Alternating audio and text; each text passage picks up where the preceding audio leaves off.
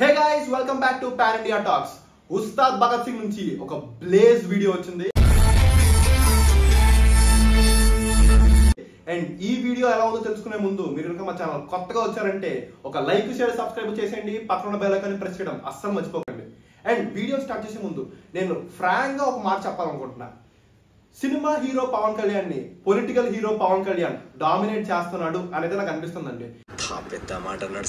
నేను ఇక్కడ తిట్టట్లేదు, ఎవరిని కామెంట్ కూడా చేయట్లా, బట్ నా ఒపీనియన్ చెప్తున్నాను. సో వీడియో లాస్ట్ వరకు చూడండి, చూడకుండా సగం సగం చూసేసి మధ్య మధ్యలో కామెంట్లు పెట్టేయండి. ఇప్పుడు వీడియో తీస్తున్నాడు కూడా పెద్ద పవన్ కళ్యాణ్ ఫ్యానే, సో కాబట్టి వీడియో లాస్ట్ వరకు చూడండి. ఎక్కడ వేసుకుంటున్నావో ఎక్కడ తగ్గిస్తున్నావో మీకు అర్థమవుతుంది.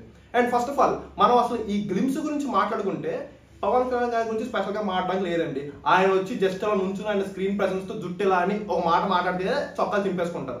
సో ఆయన గురించి పెద్దగా చెప్పేది లేదు, యాజ్ యూజువల్ గా ఉన్నాడు.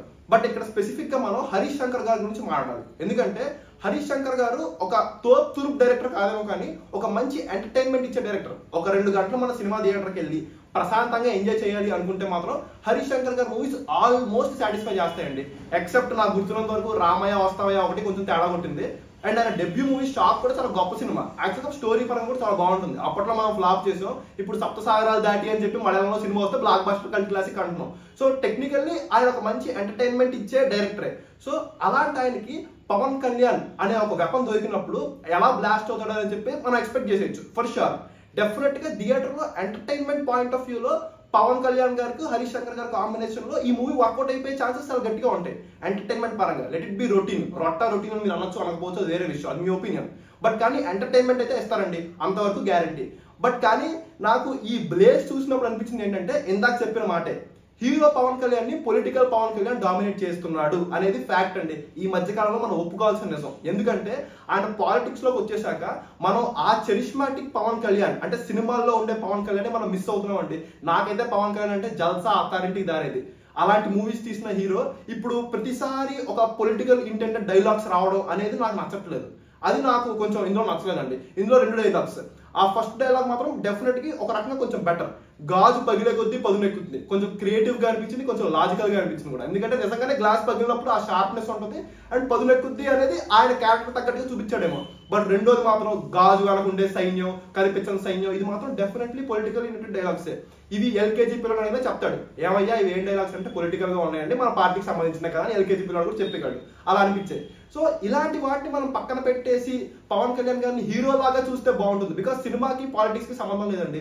నాకు పాలిటిక్స్ లో 0.01% నాలెడ్జ్ కూడా లేదు. కనీసం ఆయన ఎక్కడి నుంచి పార్టిసిపేట్ చేస్తాడో కూడా తెలియదు. బట్ సినిమాలో మాత్రం మనకి రిలీజియన్, క్యాస్ట్, నియోజకవర్గం తొక్క తోట కూడా ఉండవు. సినిమా బాగుంది అంటే అందరూ చూస్తారు. పవన్ కళ్యాణ్ గారు అథారిటీ దాని సినిమా తీశాడు, బ్లాక్ బస్టర్ ఉంది అంటే ఫ్యామిలీ పోతాయి తప్ప మన రిలీజియన్ వాడు, మన క్యాస్ట్ వాడు, మన ఏరియా వాడు అని ఎప్పుడు చూడడు. So cinema has never got that language barrier are religion barrier. Barrier లేనిదే సినిమా. బట్ ఏంటో పవన్ కళ్యాణ్ గారు పాలిటిక్స్ లోకి వచ్చాక ఇలాంటి బ్యారియర్స్ వచ్చేసి వాటిని ఇన్ఫ్లుయెన్స్ ఎక్కువ చేస్తాయి అనిపిస్తుంది. అండ్ ఇది కొంతమంది నచ్చుతుంది, కొంతమంది నచ్చుతుంది. అండ్ ఇంకా యూట్యూబ్ లో కామెంట్స్ చూసానండి, కింద ఆ బ్లేస్ కింద కామెంట్స్ చూస్తే మన పెటాపురం జన సైనికులు లేకపోతే టీడీపీ వాళ్ళు వీళ్ళు కలిసిపోయి మీరందరూ సపోర్ట్ చేయండి. అసలు ఏంటి నాకు అర్థం కావట్లా.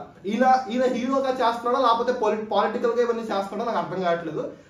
అలాంటి ఇన్ఫ్లుయెన్స్ జనాల మీద ఎక్కువ అయిపోయింది, అది నాకు నచ్చలేదండి. బట్ ఓవరాల్ ఇదంతా చూసుకుంటే యాజ్ యూజువల్ రొటీన్ గా ఉన్న హరీష్ శంకర్ గారి ఎంటర్టైన్మెంట్ పాయింట్ నేను చాలా స్ట్రాంగ్ గా నమ్ముతున్నాను. ఆ ఎంటర్టైన్మెంట్ పాయింట్ వర్కౌట్ అయితే బాగుంటుంది. అండ్ ఇంకా ఇది మీకు నచ్చడం నచ్చకపోవడం అనేది మీ ఒపీనియన్. ఎందుకంటే మీరు పొలిటికల్ గా చూడట్లేదు, నాకు ఇది నచ్చింది, సూపర్ చెప్పాడు డైలాగ్ అదిరిపోయిందని అనుకున్నారంటే మీకు ఎక్కేస్తుంది.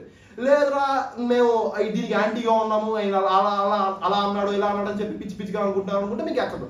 బట్ ఓవరాల్ గా మూవీ పరంగా మనం జస్ట్ సినిమా పరంగా మాత్రం మాట్లాడుకుంటే వాళ్ళకు కూడా కొన్ని ఇన్హిబిషన్స్ ఉంటాయి. ఇప్పుడు పవన్ కళ్యాణ్ గారి రేంజ్ వేరు, ఆయనకు ఉండే ప్రెజర్స్ వేరు, టీమ్ కూడా ఉండే ప్రెజర్స్ వేరు ఉంటాయి. సో కాబట్టి వాటన్నిటిని అర్థం చేసుకుని వీళ్ళు డైలాగులు అవి రాసుకుంటారు. But at the end of the day సినిమాలో మనకి 2 గంటల ఎంటర్టైన్మెంట్, పవన్ కళ్యాణ్ గారిని బాగా చూస్తే చాలు అని మాత్రం అనుకుంటాం. హరీష్ శంకర్ గారు అది చేస్తారు అని ఎక్కడో చిన్న ఆశ అండి. But at the end of the day మనం ఎన్ని మాట్లాడుకున్నా కానీ OG is the best glimpse అండి. దాన్ని కొట్టేది కానీ ఆ 1 minute ఫ్రేమ్ అయితే నేను ఇప్పటివరకు చూడలేదు. ఇది దాన్ని ఖచ్చితంగా మ్యాచ్ అయితే చేయలేదు. మీకు నచ్చితే మీకు ఎలా అనిపించిందో కింద కామెంట్స్ లో చెప్పండి. నేను చెప్పిన ఒపీనియన్ లాజికల్ గా ఉంది, రీజనబుల్ గా ఉంది అంటే అది కూడా కామెంట్స్ లో మెన్షన్ చేయండి. అండ్ లేటెస్ట్ అప్డేట్స్ కోసం మా ఛానల్ ని సబ్స్క్రైబ్ చేసుకోండి. Thank you.